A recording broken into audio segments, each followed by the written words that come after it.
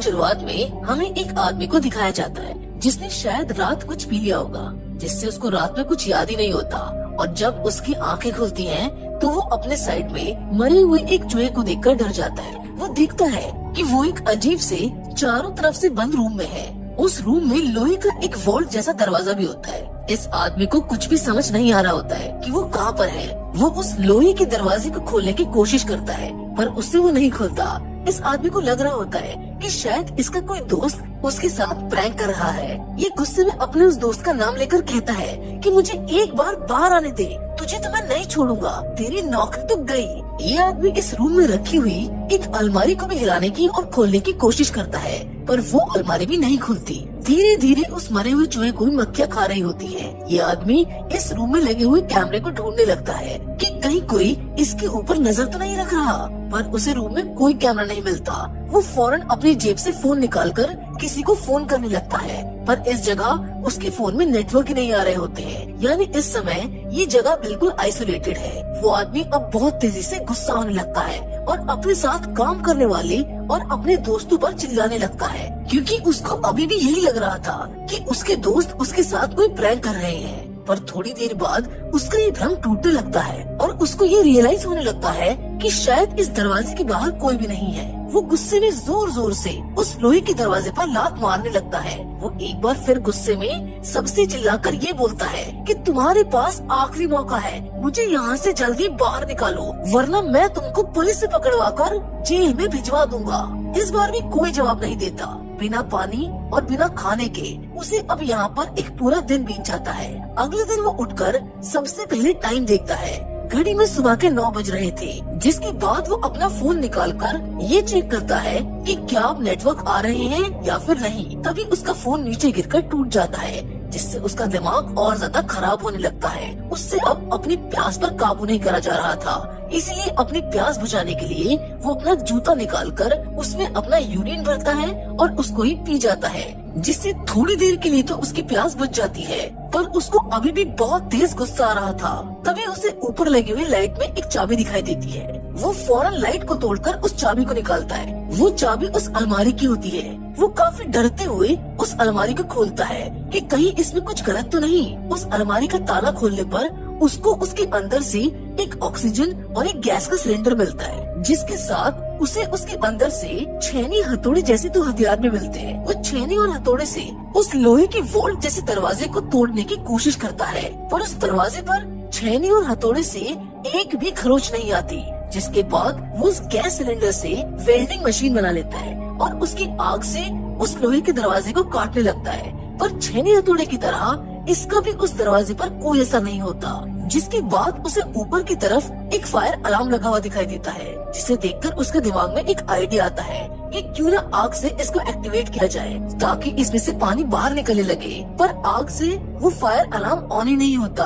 क्योंकि वो नकली है। जिसकी वजह से फ्रस्ट्रेशन में आकर वो आदमी उस अलमारी को ही तोड़ने लगता है। वो उस पर लात और हथौड़ा मारने लगता है, पर कुछ देर बाद वो फिर से शांत होकर जमीन पर बैठ जाता है और अपने दिमाग को ठंडा करने लगता है। तभी उसको सामने की दीवार पर एक छेद दिखाई देता है, जिसे देखकर वो समझ जाता है कि इस दीवार को तोड़ा जा सकता है। वो फौरन छेनी हथौड़ा लेकर उस छेद को और बड़ा करने लग जाता है, पर थोड़ा काम करते ही उसकी सांस फूलने लगती है, क्योंकि अब इस रूम की ऑक्सीजन धीरे धीरे खत्म हो रही थी। वो ऑक्सीजन सिलेंडर से अपने आप को ऑक्सीजन देने लगता है, पर एक साथ बहुत सारी ऑक्सीजन लेने की वजह से वो बेहोश हो जाता है। थोड़ी देर बाद जब उसे होश आता है तो उसको बहुत ज्यादा भूख लगी होती है और अब वो बिना कुछ खाए उस दीवार के छेद को भी नहीं तोड़ सकता।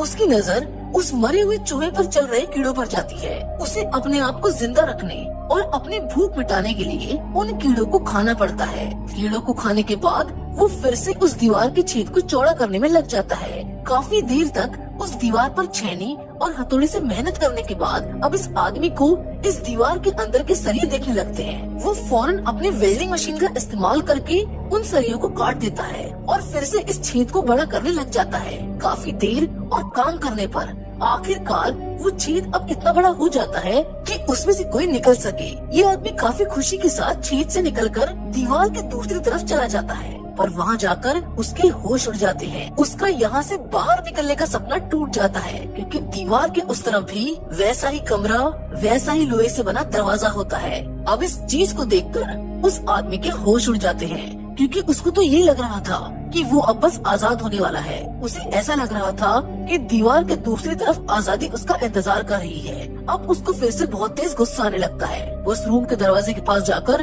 जोर जोर से चिल्लाने लगता है। वो गुस्से में दरवाजे को भी पीटता है, पर उसका कोई फायदा नहीं होता। गुस्सा शांत होने के बाद उसे इस रूम में एक लाल कलर का कॉफिन रखा हुआ दिखाई देता है, और जैसे ये उस कॉफिन को खोलता है, उसमें एक सुंदर सी लड़की सो रही होती है, जिसको देखकर ये शॉक रह जाता है। इस आदमी को ये लग रहा था कि शायद ये मरी हुई है, पर बाद में वो समझ जाता है कि ये तो सिर्फ सो रही है या फिर बेहोश है। वो उसको जगाने की कोशिश करता है। वो लड़की जागते ही इस आदमी को देखकर काफी डर जाती है और जोर जोर से चिल्लाने लगती है। ये दोनों एक दूसरे की बात समझ नहीं पा रहे थे, क्योंकि उस लड़की की लैंग्वेज अलग है और इस आदमी की लैंग्वेज अलग। लड़की इस आदमी से डरकर इसी के पुराने वाले रूम में चली जाती है, जिसको देखकर ये आदमी समझ जाता है कि ये लड़की इस समय मुझसे डर रही है। इसीलिए वो उससे बात करने नहीं जाता, बल्कि वो तो उसके लाल कॉफिन में सो जाता है। उधर लड़की इस आदमी के रूम की हालत को देखकर समझ जाती है कि शायद ये आदमी यहाँ से निकलने की कोशिश कर रहा है। थोड़ी देर बाद वो लड़की खुद आदमी के पास आती है। वो उसको जगह देती है ताकि वो जाकर यहाँ से बाहर निकलने के लिए कुछ करे। जैसे उसने अपने रूम की दीवार में एक छेद किया, वैसा ही एक छेद अब उसे इस रूम की दीवार में भी करना चाहिए। पर अब ये सब उस आदमी के बस की बात नहीं है, क्योंकि वो 3 दिन से भूखा और प्यासा है। उसके शरीर में अब बिल्कुल भी एनर्जी नहीं रही है। ये चीज वो लड़की भी समझ जाती है, इसीलिए वो खुद ही छेनी और हथौड़ा लेकर दूसरे रूम की दीवार में छेद करने लगती है। पर इस लड़की के लिए ये सब इतना आसान नहीं होने वाला है। वो कई बार तो उस हथौड़े को अपने हाथ पर भी मार लेती है।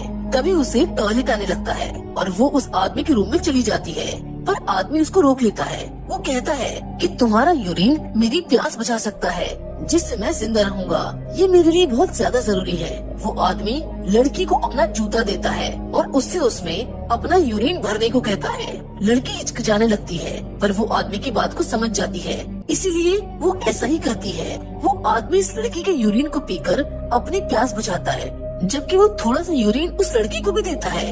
आदमी उसे मरे हुए चूहे के अंदर के कीड़े खाने को देता है, पर वो उनको खाने से मना कर देती है। जिसके बाद वो आदमी दीवार तोड़ने के अपने काम पर फिर से लग जाता है, पर आदमी के अंदर अब पहले जैसी ताकत नहीं थी, इसीलिए वो काफी देर में भी दीवार के अंदर बहुत छोटा सा छेद बना पाया था, जिसको देखकर लड़की बहुत ज्यादा निराश होने लगती है। वो रोने लगती है। उसको तो यही लग रहा था कि शायद गॉड ने उसे उसके किसी बुरे कर्म की सजा दी है। वो आदमी लड़की को एक गाना गाकर चुप करा देता है, जिसे सुनकर वो लड़की भी हंसने लगती है। तभी छेद करते हुए आदमी के हाथ पर हथौड़ा लग जाता है, इसीलिए लड़की फौरन अपने सर का कपड़ा उतारकर उसके हाथ पर बांध देती है। धीरे धीरे इन दोनों के बीच दोस्ती होती जा रही थी। ये दोनों एक दूसरे की लैंग्वेज तो नहीं जानते थे, लेकिन एक दूसरे के इमोशंस को अच्छे से समझ पा रहे थे। अब वो दोनों एक साथ काम करने लग जाते हैं। तभी अचानक से उनको लोहे का दरवाजा खुला हुआ दिखाई देता है। वो दोनों भागकर उसकी तरफ जाते हैं, पर इन दोनों के जाते ही वो लोहे का दरवाजा फिर से उसी जगह आकर बंद हो जाता है। अब काफी देर तक ये चीज होती रहती है। बार बार वो दरवाजा खोलने लगता है, पर जैसे ही दोनों उसके पास जाते हैं वो फिर से बंद हो जाता है, जिसको देखकर अब वो आदमी समझ जाता है कि अगर हम इस दरवाजे के सामने मुंह करके रखेंगे तो ये बंद हो जाएगा। हमें इसे खोलने के लिए इसकी तरफ पीट करके आगे बढ़ना होगा। ये दोनों ऐसा ही करते हैं और धीरे धीरे दरवाजा भी खुलने लगता है। आखिरकार अपनी इस तरकीब से ये इस दरवाजे को खोल ही देते हैं, पर दरवाजे से बाहर आकर ये दोनों काफी निराश और गुस्सा होने लगते हैं, क्योंकि बदकिस्मती से ये भी वैसा ही एक तीसरा रूम था, जिसमें एक खाली कॉफिन और पिछले 2 रूम्स की तरह एक लोहे का दरवाजा था। पर इस रूम के अंदर जमीन के नीचे एक कब्र भी खुदी हुई थी। लड़की फौरन पीछे के रूम में जाकर अपने सारे औजार ले आती है, जिससे वो इस रूम को भी तोड़ सके। आदमी समझ चुका था कि शायद हर दरवाजे के पीछे ऐसा ही एक और रूम है, इसीलिए इस बार उसने खुदी हुई कब्र को और खोदकर उसके नीचे एक सुरंग बनाने की सोची। वो दोनों इस काम में लग जाते हैं। उनको ऐसा भी लग रहा था कि शायद दरवाजे की तरफ पीट करके काम करने से पिछली बार की तरह इस बार भी लोहे का दरवाजा खुल जाएगा, पर इस बार इन दोनों की तरकीब काम नहीं आती। दरवाजा इस बार नहीं खुलता। सुरंग खोदते हुए उस आदमी के अंदर बिल्कुल भी ताकत नहीं बची होती है। वो ताकत के साथ साथ अपनी हिम्मत भी हारता जा रहा था। वो कब्र में गिर जाता है।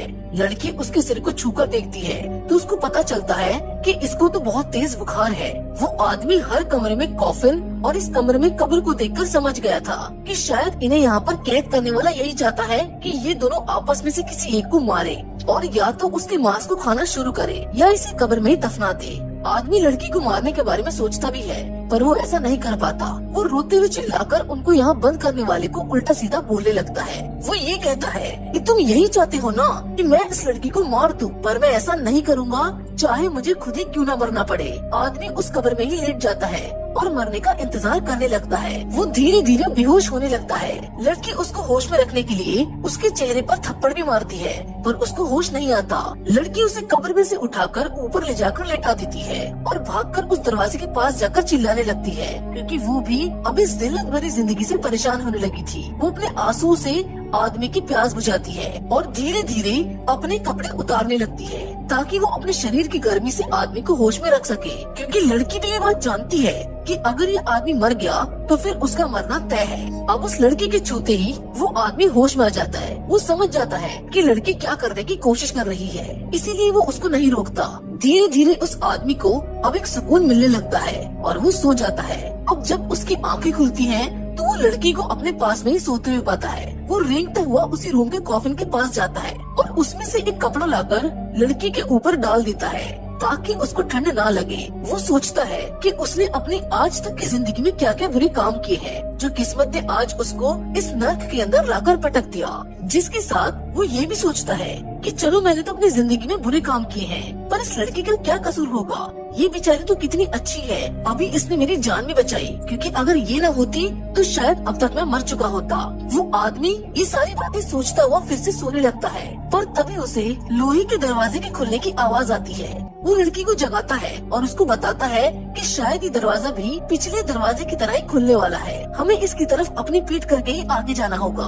और ये दोनों दरवाजे की तरफ पीठ करके आगे जाने लगते हैं। पर अब आदमी बहुत ज्यादा कमजोर हो चुका था, उसके शरीर में अब इतनी ताकत भी नहीं थी कि वो चल सके, इसीलिए लड़की उसे अपना सहारा देते हुए दरवाजे की तरफ ले जाने लगती है और आखिरकार ये दरवाजा खुल जाता है। दरवाजे के बाहर का दृश्य देखकर ये दोनों चौंक जाते हैं क्योंकि इस वक्त इनकी आंखों के सामने सबसे खूबसूरत नजारा था। दरवाजे के बाहर की दुनिया एक सपनों की दुनिया की तरह लग रही थी जिसमें बेहद खूबसूरत पेड़, झरने, पहाड़ और बादलों से भरा नीला आसमान था। इन दोनों को अपनी आंखों पर विश्वास ही नहीं हो रहा था, लेकिन ये सब सच था। ये दोनों एक दूसरे को देखकर मुस्कुराने लगते हैं और अपनी इस नई जिंदगी की ओर बढ़ जाते हैं। आखिरकार इतनी मुसीबतों का सामना करने के बाद इन्हें इस नर्क से आजादी मिल ही गई। इस स्वर्ग और इनकी इसी खुशी के साथ आज की हमारी ये कहानी यहीं पर खत्म हो जाती है।